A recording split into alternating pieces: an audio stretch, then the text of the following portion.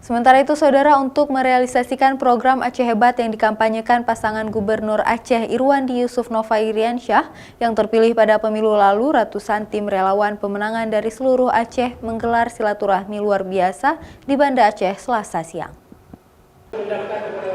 Ratusan relawan pemenangan pasangan Irwandi Nova menggelar silaturahmi luar biasa untuk mengawal dan mendesak PLT Gubernur Aceh agar menjalankan 15 program Aceh Hebat yang digagas oleh para relawan untuk mensejahterakan masyarakat Aceh.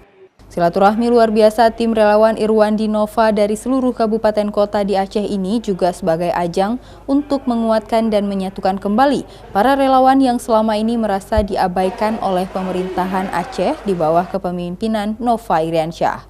Padahal para relawan memiliki tanggung jawab moral terhadap program-program pembangunan yang telah dijanjikan pada saat kampanye.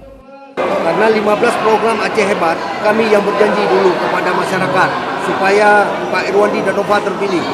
Jadi itulah hutang moral kami kepada masyarakat sekarang. Dalam acara silaturahmi luar biasa, para relawan Irwandi Nova juga mendeklarasikan diri siap untuk mengawal dan menjalankan program Aceh Hebat untuk mensejahterakan masyarakat Aceh, seperti yang dicanangkan Irwandi Yusuf. Raja Umar, Kompas TV, Banda Aceh.